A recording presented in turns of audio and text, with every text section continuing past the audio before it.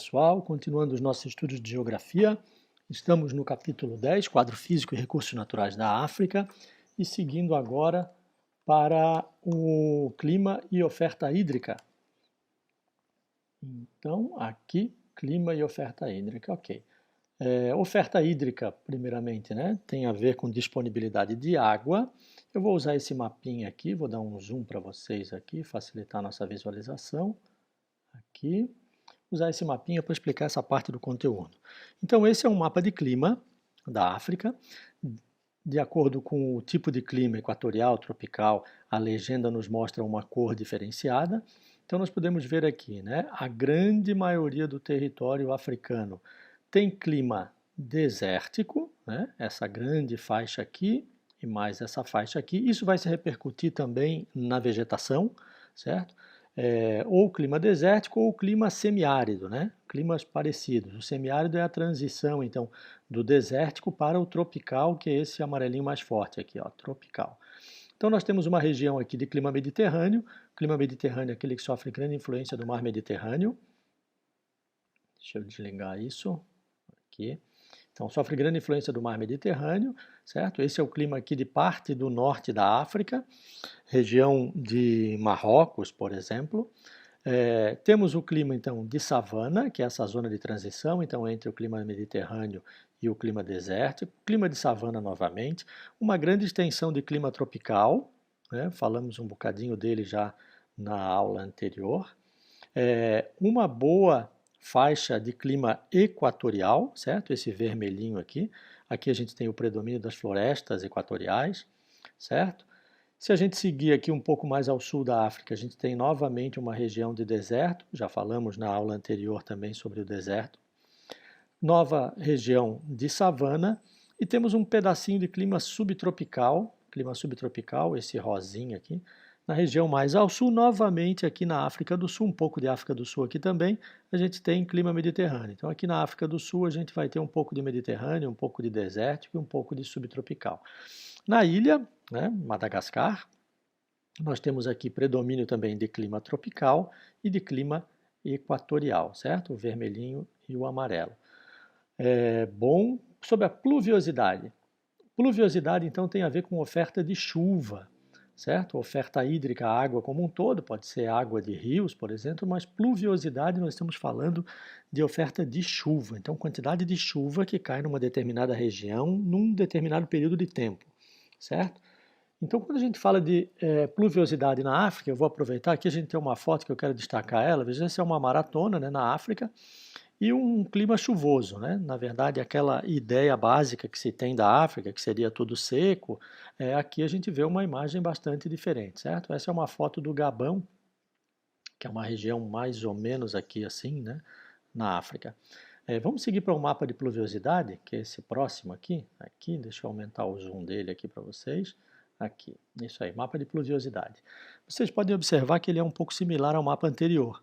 Enquanto aqui a gente estava mostrando o clima, aqui a gente está mostrando agora, no mapa anterior era clima, nesse mapa aqui nós estamos mostrando a quantidade de chuva. É claro que o clima e a quantidade de chuva estão intimamente relacionados e por conta disso os mapas são muito parecidos. Na sequência, nós vamos observar o mapa de vegetação e veremos que ele também é muito parecido com esses mapas aqui. Então, o que esse mapinha em especial nos mostra, né? A legenda do mapa de pluviosidade fala que esse lilás um pouquinho mais forte é acima de 2.000 milímetros por ano, esse mais fraquinho acima de 1.000, entre 1.000 e 2.000, acima de 500, né, de 250 a 500, e o amarelinho ali, o alaranjado, chega a não chover nada, né, zero de pluviosidade, zero de chuva, até no máximo 250 milímetros. Como é que a gente conta esse 250 milímetros, ou 500 milímetros, ou 1.000 ou 2.000? Então a gente precisa ter ideia de que 1.000 milímetros equivale a 1 metro. 1 metro é igual a 1.000 milímetros. Então, como é que é contado isso? Imaginem que tem uma... Vamos tentar simplificar um pouco mais. Imaginem uma piscina, certo? Com 1 metro de altura, né? 1 metro de profundidade. Então, se houvesse uma piscina dessa numa região aqui verdinha, né? E ela ficasse exposta ao tempo durante o ano inteiro, no decorrer de um ano, essa piscina estaria cheia, com 1 metro de profundidade. Se a gente falar dessa área aqui mais escurinha, lilás mais escurinho aqui, Essa área aqui tem pluviosidade acima de 2.000 milímetros, ou seja, uma piscina de 2 metros de profundidade seria preenchida de água ao longo de um ano. É claro que não é uma piscina que é utilizada, né? É um tubo, né, para medir a pluviosidade, mas no final das contas o resultado é o mesmo. É claro que o tubo vai captar água de uma porção pequena, de uma região pequena. Essas estações de medição são distribuídas em alguns lugares estratégicos, de acordo com a quantidade de chuva, né? Então se acompanha a quantidade de chuva durante o ano inteiro. É claro, mês a mês é feita essa medição e no final aqui é somado, né, os 12 meses e o resultado é esse aqui. Então nessas regiões lilás um pouquinho mais escuras significa que durante um ano inteiro chove o equivalente a 2 metros de profundidade numa piscina, digamos assim. A piscina estivesse seca no começo do ano, ao final do ano ela estaria com 2 metros de profundidade de água. É claro que isso não aconteceria exatamente assim, porque né, vai dar um dia de sol, 2 dias de sol, muitas vezes essa água vai secar, mas a quantidade de água que caiu ali equivaleria a 2 metros de profundidade. E assim sucessivamente nesses outros. A distribuição da chuva a gente pode ver que é muito similar à distribuição do clima, certo? Aqui na área desértica, muito pouca chuva, né? Em alguns lugares até zero ou muito próximo de zero, nada de chuva durante o ano inteiro. Depois a região aqui que chamava de savana lá, uma região de transição. A região mais tropical, essa verdinha aqui, que tem entre 500 e 1.000 milímetros.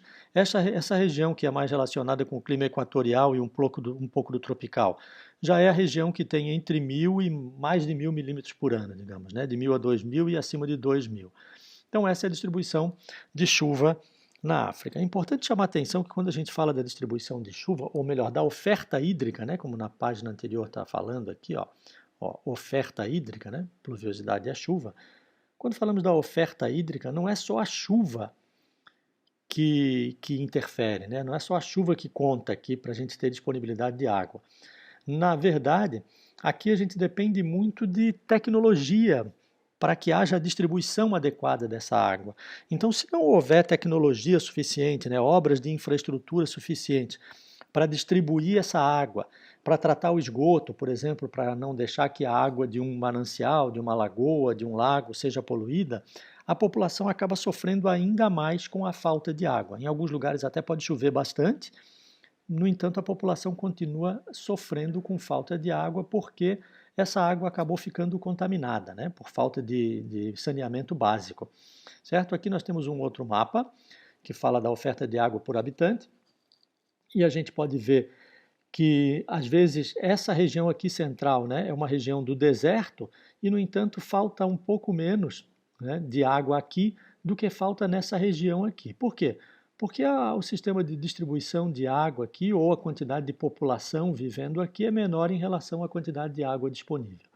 Então, esse mapinha nos mostra aqui a região alaranjada de 1 a 1.000 metros cúbicos de água disponível por ano, né? Isso é bastante pouco considerado com a média mundial. Nessa região um pouquinho mais alaranjada, um pouquinho mais clara aqui, de 1.001 a 2.500 metros cúbicos de água. Um metro cúbico de água é uma caixa d'água de 1.000 litros, né? Se a gente fizer uma referência com volume, seria uma caixa com 1 metro de altura por 1 metro de largura e 1 metro de profundidade, certo? E essas regiões mais verdinhas aqui, então, são as regiões onde tem maior abundância de água, né? Acima de 25.000 litros, abundância de água, acima de 25.000 litros de água por pessoa por ano disponível, certo? Se nós fizermos uma conta aí, é normal que se gaste cada pessoa aí cerca de 200 litros de água por dia. Isso significaria dizer aí que ao longo de um mês, né, uma pessoa sozinha, em média, gasta aí por volta de 6.000 litros de água, né? Seria 6 metros cúbicos, certo? De água. Acontece que a água aqui está disponível. Lá a água não está disponível, né? Em alguns lugares tem apenas 1 metro cúbico de água no ano. Imaginei, é muito pouca água, né? Certo? Então, lembrando essa questão do saneamento para a disponibilidade da água. Seguindo, falando da vegetação, vamos aproveitar o mapinha aqui de volta. Ó. A gente pode ver que é um mapa muito similar aos anteriores, só que agora ele está se referindo à vegetação. Certo? Aqui o zoom está aparecendo inteiro agora. Então, Novamente, né, na região de clima mediterrâneo, nós temos a vegetação mediterrânea, relacionada ao clima mediterrâneo, tem a ver aqui com uva, com azeitonas, com árvores um pouco retorcidas assim também, né, mas é uma região que tem vegetação e que é boa para a agricultura, alguns tipos de plantio. Certo? Nessa área amarelinha aqui, estepe e pradaria, ou seja, é a zona de transição para o deserto, né, a savana, e essa região, o clima de savana, essa região é uma região de árvores também retorcidas e árvores com pouca altura, árvores mais cerosas, assim de casca grossa, por exemplo, certo? E esparsa, né? Pouca vegetação, não é muito densa como numa floresta. Essa região mais alaranjada forte aqui, então, é a região do deserto quente, clima desértico, vegetação de deserto é praticamente inexistente, né? Em alguns lugares não tem absolutamente nada, outros uma outra vegetação muito discreta, né? Depois aqui a gente tem novamente uma área de estepe e pradaria, a área de savana, agora fazendo a transição para a floresta, onde a gente tem aqui nas savanas, se vocês lembrarem, assim a gente pode relacionar a savana com leão, elefante na África. Então essa região que a gente vê nos filmes lá, que tem os leões e os elefantes, é a região de savana, se vocês lembrarem, uma vegetação meio amarelada, assim, e vegetação rala também, não tem árvores muito grandes, ou as árvores que existem estão bastante separadas umas das outras, não tem muita concentração de vegetação. Essa região um pouquinho mais verdinha aqui, né, é a região da floresta tropical e equatorial. Então, a vegetação de floresta tropical e equatorial agora a gente sabe que é bem diferente, árvores altas, muito próximas umas das outras, folhas mais largas, né? Uma vegetação bastante densa, bastante próxima uma da outra. Isso acaba gerando, consequentemente, também uma grande transpiração das árvores. Ou seja, aquela água que a gente viu no mapa de pluviosidade aqui, boa parte daquela água que chove aqui é gerada pelas próprias florestas dessa região, certo? As plantas começam a transpirar, formam-se nuvens na região de floresta e essa nuvem acaba correndo para um lado e para o outro, uma hora ela precipita, né? Ela vira chuva e essa água cai aqui de volta. Então, meio que a floresta ela se autoalimenta um pouco de água, né? Ela gera bastante umidade também. Aqui a gente tem uma outra região que é essa mais escurinha, a vegetação de altitude, a gente falou que tem grandes montanhas aqui, e nessa vegetação de altitude é um pouquinho diferente da floresta como um todo, embora tenha floresta também aqui, mas são árvores mais diferentes, árvores coníferas, né? A gente já viu isso quando estudou as outras regiões de clima de altitude aqui da América, por exemplo, a Cordilheira dos Andes, as Montanhas Rochosas. Então, árvores coníferas são aquelas que têm formato de cone. Aqui na África elas são um pouquinho diferentes, mas também com formato de cone, exemplo de pinheiros, certo? E a vegetação vermelhinha a gente já falou, né? Deserto quente aqui. Bom, esse mais ou menos o mapa de vegetação, né? Como mais ou menos como se distribui, porque se a gente chegar lá a linha não é assim bonitinha, né? Mas se vocês lembrarem-se dos mapas anteriores, a gente pode observar que é muito parecido com o mapa de clima e o mapa de pluviosidade. Seguindo um pouquinho adiante, aqui, bom, aqui a gente tem um tipo de um pinheiro, né? Um pinheiro lá da África, né? Outra coisa a ser chamada a atenção aqui é que essa grande variedade de vegetação, de relevo, de clima e de disponibilidade de água, né, da África, acaba criando regiões muito singulares, com características muito específicas. E essas características acabam gerando plantas próprias, né, plantas que só existem ali naquela região ou que são originárias ali daquela região. Nós chamamos isso de espécies endêmicas, certo? Então, na África existe uma grande variedade de espécies endêmicas. Esse pinheiro é um exemplo, né?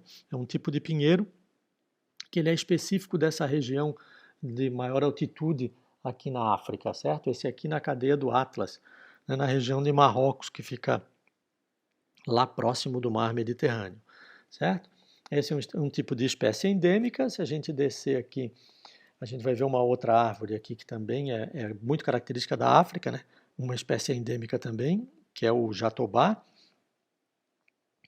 Essa é uma árvore que retém muita água aqui, uma árvore típica da região da savana, certo? Então ela retém muita água aqui dentro, o tronco dela é muito grosso, né? Uma árvore, jatobá, desculpa, baobá, eu me enganei aqui. O tronco dela chega a ser muito grosso, né? Até 7 metros de diâmetro, 30 metros de altura essa árvore. Para que vocês tenham uma ideia, 30 metros de altura é um prédio aí de 10 andares, assim. Então esses prédios que tem aí no Cobrasol tem um pouquinho mais esses prédios mais novos, maiores, eles têm um pouquinho mais de 30 metros. Então é uma árvore bem grande, né? Um tronco bastante grosso, 7 metros de diâmetro, é bastante grosso, precisaria aí de algumas pessoas para abraçá-lo, né? Aí cerca de 10 pessoas, mais ou menos, para abraçar o tronco de uma árvore dessa. E esse tronco aqui grosso, ela acaba guardando muita água, né? Está na região de savana, como a gente pode ver, inclusive aqui tem um jipe de safari, né? É bem aquela vegetação típica que a gente vê nos filmes aí de leões e elefantes na África. Aqui a gente tem a foto de um gorila da montanha, né? Sobre o gorila da montanha, que é típico da região de floresta de montanha, né? Ou seja, as montanhas mais altas, ali na África, nessa região central, no Congo, por exemplo.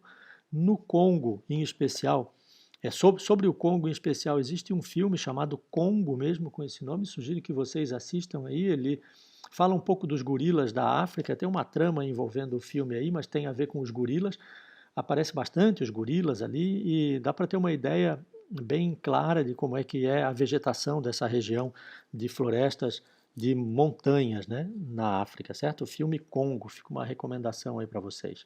Essa foto aqui também é, né, o gorila das montanhas na República Democrática do Congo aqui, certo? Ele é uma espécie ameaçada de extinção. Seguindo, falando um pouquinho agora sobre recursos minerais e energéticos. Bom, a África é rica de recursos minerais e energéticos, né? Vamos botar um mapinha aqui de novo para a gente trabalhar com ele. Diminuindo um pouquinho o zoom aqui, pronto. Predominantemente, nós temos extração de vegetal, né? Exploração florestal, exploração mineral e exploração de petróleo e gás, né? Petróleo e gás também é minério, mas aqui está separado a exploração mineral mais relacionado a pedras preciosas, por exemplo, ou outros tipos de minério, né? O petróleo está um pouco separado aqui.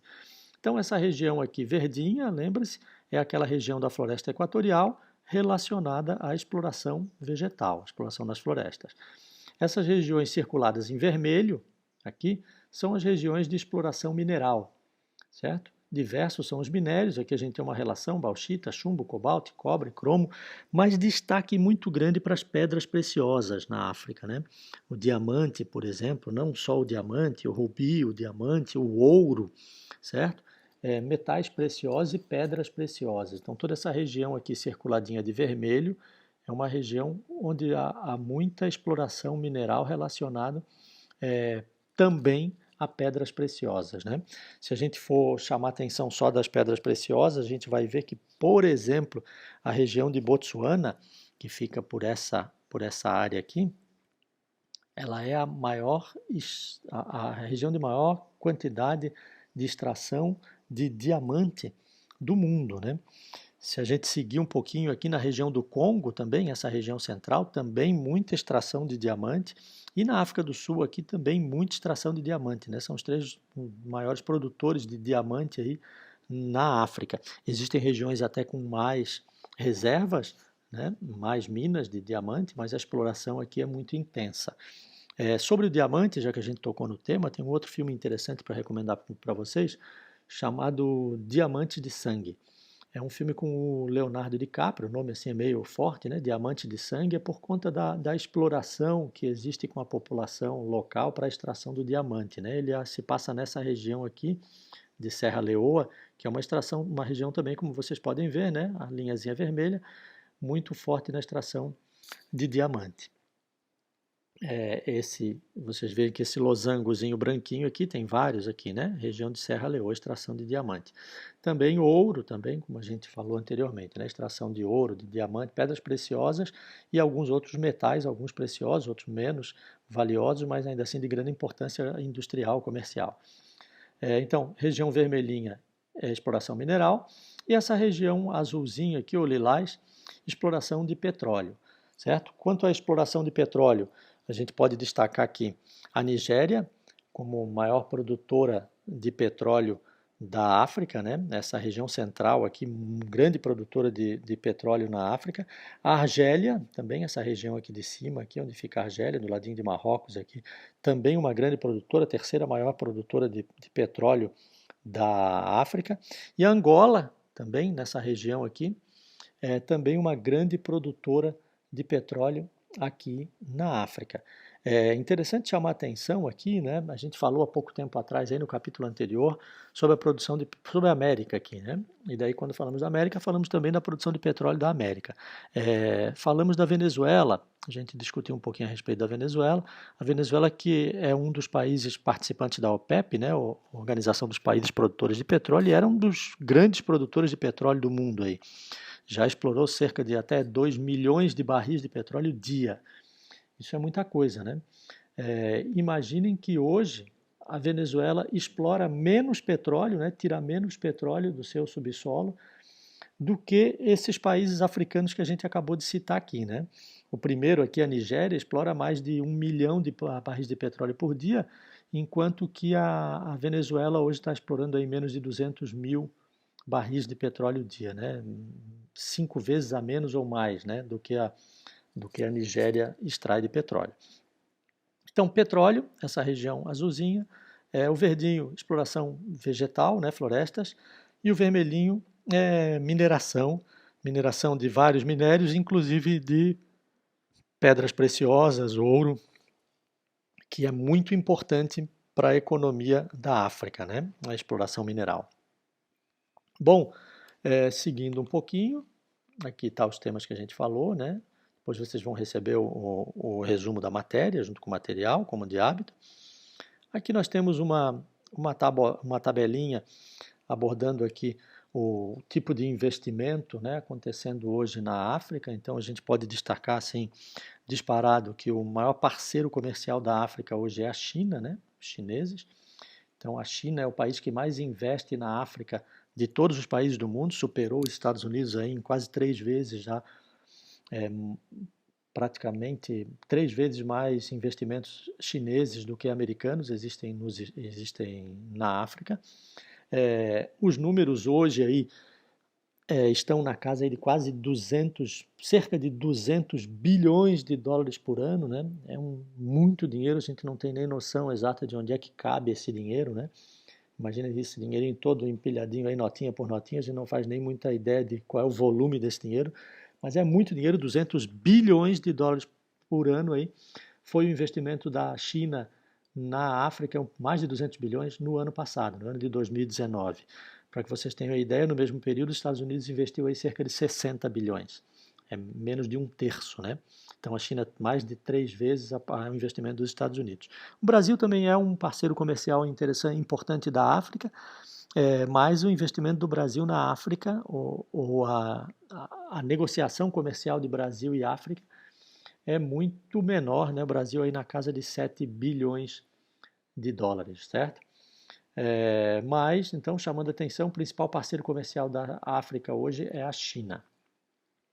Aqui tem um tipo de construção já, né, com investimento chinês, investimentos para infraestrutura predominantemente, né, estradas, ferrovias, pontes, hidrelétricas, muitas indústrias também se transferindo para a África, indústrias chinesas se transferindo para a África, né? Então, a África vai estar começando a dominar, ou já domina, a China já domina aí a África, né, do ponto de vista comercial, aí, financeiro. Bom, aqui nós temos uma foto chocante, né? Uma foto da exploração de ouro, né? A exploração de ouro na Costa do Marfim. Costa do Marfim é um país ali próximo à Serra Leoa, onde eu chamei a atenção de vocês para o filme do Leonardo DiCaprio. E aqui a gente vê a população local explorando o ouro de maneira bastante artesanal, certo? Essa população acaba sendo muito explorada de verdade, né? Quem minera o ouro, né? As grandes companhias que ficam realmente com essa grande riqueza, ela não é distribuída adequadamente entre a população envolvida. Então, nessa questão da exploração mineral na África, existe também uma exploração humana, digamos assim, muito grande, né? Não só para a mineração do ouro, mas também na mineração minas de diamante aqui, né, um exemplo de uma mina de diamante. Aliás, essa aqui é uma mina de rubi, se eu não estou enganado. Isso, uma mina de rubi aqui, né, no Moçambique. Olha só a região toda devastada, certo? Então, tanto uma exploração da população local, como uma exploração muito grande do meio ambiente, né? Deixando grandes cicatrizes nas regiões por onde a mineração passa. Não porque isso seja necessário para a mineração, mas sim porque não se respeita as leis ambientais para se fazer uma mineração adequada, né? Que não impacte assim dessa forma aí o meio ambiente. Então a África sempre envolvida muito com isso, exploração das pessoas, exploração do meio ambiente. Se voltarmos lá na colonização da África, que a gente vai falar no próximo capítulo, assim, a gente vai entender um pouquinho isso, né, dessa exploração, muito conflito interno acontecendo na África, muitas guerras civis, muita briga entre os próprios povos africanos ali, além do modelo de exploração, modelo de colonização inicial, que já bagunçou bastante também a situação econômica e social da África. Bom, pessoal, por hoje é isso. Sobre a África, então, encerramos o capítulo. Na próxima semana iniciaremos a discussão da colonização, como eu falei, da África. Estou à disposição de vocês, como de hábito, pelo WhatsApp dos líderes, pelo sistema Educar Web e todas as quintas-feiras, das 8 às 9 horas da manhã, numa live para discutirmos questões relacionadas à matéria, tirarmos dúvidas e acesso e coisas desse tipo. Eu fico à disposição, até a próxima quinta então. Um grande abraço e bons estudos para vocês.